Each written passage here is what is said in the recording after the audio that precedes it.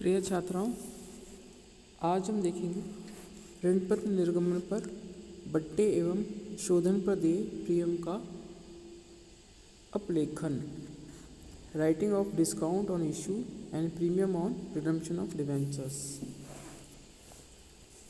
जब ऋणपत्रों का निर्गमन बट्टे पर किया जाता है अथवा निर्गमन पर शोधन प्रीमियम की घोषणा की गई है, तो ऐसी हानि loss on issue of debenture account को कंपनी की जो पूंजीगत लाभ है, जिसमें हम सिक्योरिटी प्रीमियम को छोड़कर या आयगत लाभों में से उस वर्ष में अपकृत करना होगा जिस वर्ष में वे किए गए हैं। अर्थात जिस वर्ष में ऋण पत्रों का आवंटन किया गया है उस वर्ष हमें इसको राइट ऑफ करना होगा। लेखा मानक जो 16 है, जो कि ऋण लागतों से संबंधित है, उसके अनुसार ऋण पत्रों के निर्गमन पर बट्टा एवं निर्गमन पर हानि उस वर्ष में अपलेखित कर दिए जानी चाहिए जिसमें वे निर्गमित किए गए हैं। तो जिस वर्ष में भी हानि होगी है उसी वर्ष में राइट ऑफ कर दिया जाएगा। अब इसके संदर्भ में जो जनरल प्रविष्टियाँ हैं राइट ऑफ करने की, वो इस प्रकार है। स्टेटमेंट राइट ऑफ करेंगे तो हम statement of profit and loss account में डेबिट करेंगे और टू डिस्काउंट या loss of issue of debenture account, जितने अमाउंट से हमारा लॉस हुआ है या डिस्काउंट दिया उससे हमें ये एंट्री करेंगे। तो ये एक एंट्री हम करेंगे वर्ष के अंत में। और इससे संबंधित भी क्वेश्चन देखेंगे। उससे पहले एक और पॉइंट है ऋण पत्रों पर ब्याज। जैसे कि आपको सबको ज्ञात है कि डिबेंचर्स पे एक फिक्स दर से ब्याज दिया जाता है, तो उसकी क्या एंट्री होती है ये हम इस पॉइंट में देखेंगे। ये निर्गमन की शर्तों में ही तय होता है कि कंपनी ऋण पत्रों पर एक निश्चित दर से, जो कि हमेशा ऋण पत्रों के अंकित मूल्य पर होता है, ब्याज का भुगतान करती है। ऐसा ब्याज या तो क्वार्टरली दिया जाता है या हाफ ईयरली या एनुअल हो सकता है, और कभी कभी मासिक भी दिया जाता है, मंथली। और ब्याज भुगतान के लिए जो नियम हैं उसको हमें ध्यान में रखना है कि जिसे कंपनी को भुगतान के समय ध्यान रखना होगा। जिसमें पहला है कि ब्याज ऋण पत्रों के अंकित मूल्य पर ही दिया जाएगा, जैसे कि मैंने अभी आपको बताया, निर्गमित मूल्य पर नहीं। क्योंकि हम जानते हैं कि डिबेंचर्स को हम प्रीमियम पे भी इशू कर सकते हैं, डिस्काउंट पे भी इशू कर सकते हैं, तो जो ब्याज है वो हमेशा अंकित मूल्य पर दिया जाता है। दूसरा है कि ब्याज का भुगतान केवल देय तिथि को ही होगा, जो डेट है उसी तिथि को ही ब्याज का भुगतान होगा। और तीसरा है ब्याज देय तिथि को जो ऋण पत्रों का पंजीकृत स्वामी होगा उसे ही ब्याज दिया जाएगा, जिसका नाम उस ऋण पत्र पर लिखा है। जैसे कि हम जानते हैं कि ऋण पत्रों को ट्रांसफ़र अगर कर सकती है कंपनी, तो ऐसे ऋण पत्रों का जो स्वामी उस दिन होगा, जिसका नाम है कंपनी के रजिस्टर में, उसको ब्याज दिया जाएगा। अब हम देखते हैं कि क्या एंट्री होगी। सबसे पहले तो हम एंट्री करते हैं ब्याज के देय होने पर, ड्यू होने पर, क्योंकि ये ब्याज कंपनी के लिए हानि है, तो इसको डिबेंचर इंटरेस्ट अकाउंट को डेबिट करेंगे। और जिसको पेमेंट करना है उसको सम्मिलित रूप से हम टू डिबेंचर होल्डर्स अकाउंट कर देते हैं। और इस पर TDS काटा जाता है, जो जितना TDS कटेगा उसको to tax deducted at source, ये हम लिखेंगे। तो देखिए अमाउंट किस, ये तो जो है डिबेंचर इंटरेस्ट अकाउंट, ये तो सकल ब्याज की राशि से होगा। दूसरा होगा शुद्ध ब्याज की राशि से होगा, टू डिबेंचर होल्डर अकाउंट। और to tax deducted at source ये आयकर की राशि से होगा। तो ये एंट्री होगी ये देय होने पर। और भुगतान होने पर डिबेंचर होल्डर अकाउंट डेबिट कर दिया जाएगा शुद्ध ब्याज की राशि से, और टू बैंक कर दिया जाएगा। तो इस प्रकार से ये एंट्री होगी ब्याज का भुगतान करने पर और ये ब्याज के देय होने पर। इसके अलावा आयकर को जब सरकारी खजाने में जमा कराया जाता है तो उसकी भी एंट्री होती है, जिसको ये आयकर जो हमने काटा है टैक्स डिडक्टेड एट सोर्स, तो उसकी एंट्री हो जाएगी tax deducted at source account debit to bank account. ये आयकर की राशि से होगी, जो कि आयकर जो कि सरकारी खजाने में जमा कराया जाएगा। और ये जो ब्याज है उसको अंत में, वर्ष के अंत में statement of profit and loss account में ट्रांसफ़र कर देंगे। तो statement of profit and loss account debit to debenture interest account, ये होगा ब्याज की कुल राशि से। तो इस प्रकार से ये एंट्री होगी।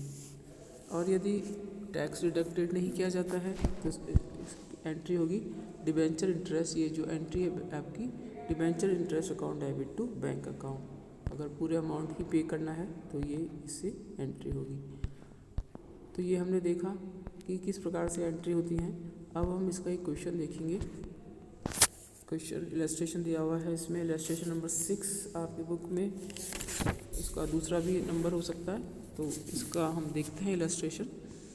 इसमें दिया हुआ है कि मंगल लिमिटेड ने 100 रुपये वाले 10,014% ऋण पत्रों का निर्गमन 10% बट्टे पर 1 अप्रैल 2018 को किया है। 1 अप्रैल 2018 को किया है। कितने ऋण पत्र हैं? 10,000 ऋण पत्र हैं और इन पर ब्याज की राशि है 14% दर है और ये 10% डिस्काउंट पे इशू किए गए हैं। इन ऋण पत्रों का शोधन 5 वर्ष पश्चात एक मुश्त होना है। ऋण पत्र के निर्गमन तथा ऋण पत्रों के निर्गमन पर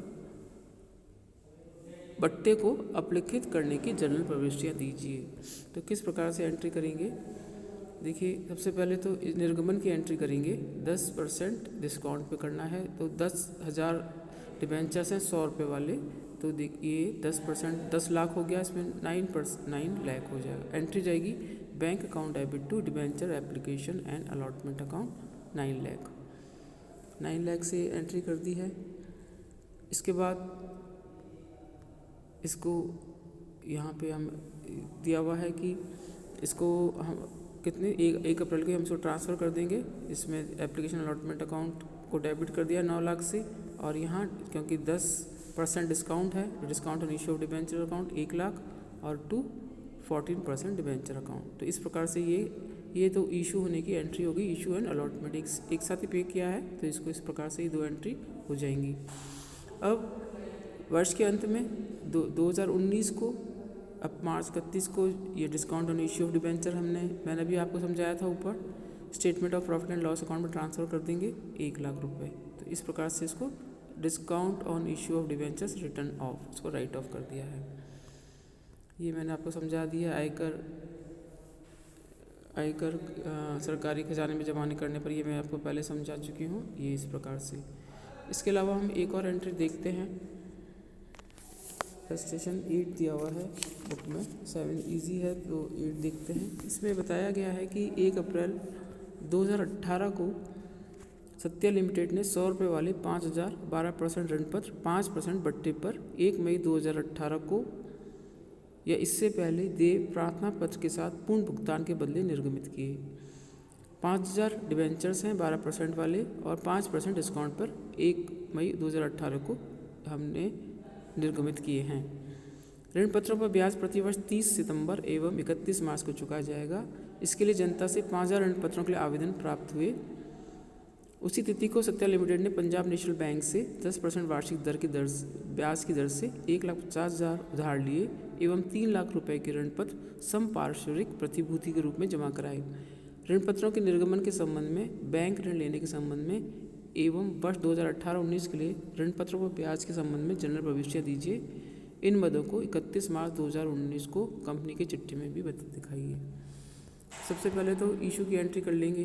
bank account debit to debenture application allotment account 5%, 5 lakh का 5% 25,000 हम माइनस कर लेंगे, 95,000 हो गया। 5,000 इंटू 95, 100 रुपये का एक डिबेंचर है, 5% होता है 5 रुपये, तो 5,000 इंटू 95, तो ये हो गया 4,75,000।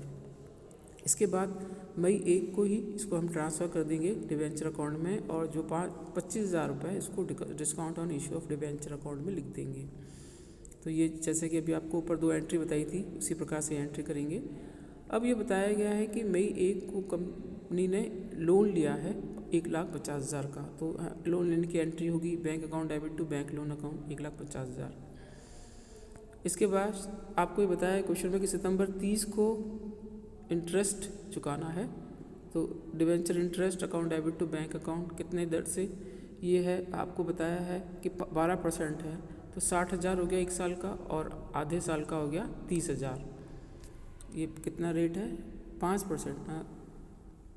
12% की दर है। ये कितने महीने हुए? अच्छा, 1 मई को। यस, यहाँ पे ध्यान रखना, कहाँ गया, डेट का ध्यान रखना होगा आपको कि सितंबर 30 तक, मई से कितने हुए? मई, जून, जुलाई, अगस्त, सितंबर, 5 महीने हुए, तो 5 महीने का इंटरेस्ट लगाना है, तो ये आएगा 25,000। ये तो हो गया सितंबर 30 को। और अगला जो 6 महीने हैं वो मार्च 31 को होंगे फाइनेंशियल ईयर क्लोज होने पर 2019 में, तो वो हम 6 महीने के लगाएंगे तो वो आएगा 30,000। तो debenture interest account debit to bank account सितंबर 30 को, और दूसरा आधा साल है उसका 6 महीने का इंटरेस्ट यहाँ दे देंगे। और इसके अलावा इंटरेस्ट ऑन बैंक लोन भी है। बैंक लोन कितने पे लिया है, कितने इंटरेस्ट पे, 10% ब्याज की दर से लिया है। तो ये 10% ब्याज की दर से 11 महीने हो जाएंगे, क्योंकि हमने इसको कब लिया है, मई 1 को। तो अप्रैल का महीना छोड़ देंगे, मई से शुरू होगा तो 11 महीने का इंटरेस्ट लगेगा। 1,50,000 पे 11 महीने का 10% की दर से लिखा हुआ है क्वेश्चन में, तो ये आएगा 13,750। तो ये इंटरेस्ट की एंट्री होगी। और अंत में ये जो इंटरेस्ट है इसको प्रॉफिट एंड लॉस अकाउंट में ट्रांसफ़र कर देंगे। एक तो हमने डिबेंचर होल्डर्स को दिया है और एक हमने बैंक को दिया है, तो ये दोनों इंटरेस्ट यहाँ पे ट्रांसफ़र कर दिए जाएंगे statement of profit and loss account में। और लास्ट में जो discount on issue of debentures है, जो कि हमने यहाँ पे फर्स्ट एंट्री में, सेकंड एंट्री में दिखाया है, इसको ट्रांसफ़र कर दिया जाएगा statement profit and loss account में 25,000। इस प्रकार से अब यहाँ पे हमने देखा था कि जो कोलेटरल सिक्योरिटी के रूप में डिबेंचर इशू किए जाते हैं उसको ब्रैकेट में, जैसे ये बैंक लोन है, और तो हम दिखाई देंगे कि 5,000 डिबेंचर्स इशू किए हैं 100 रुपये वाले, 5 लाख। लेकिन ये जो इम्पोर्टेंट बात है कि हमने 1.5 लाख का लोन लिया है, उसके बदले में हमने 3 लाख के ऋण पत्र रखे हैं, तो वो हम ब्रैकेट में लिख देंगे। और ये अक्रूड इंटरेस्ट जो है बैंक लोन का, वो तो हम दिखाई देंगे। इस प्रकार से ये हम एंट्री होगी। अभी इसमें समझाना थोड़ा सा मैं वन वे समझाया जाता है, तो इसमें ये भी नहीं पता चलता कि बच्चों को समझ में आ रहा है या नहीं आ रहा है। तो जैसा भी है, कभी क्लास स्टार्ट होगी तो आपको वापस से समझाया जाएगा। Thank you students.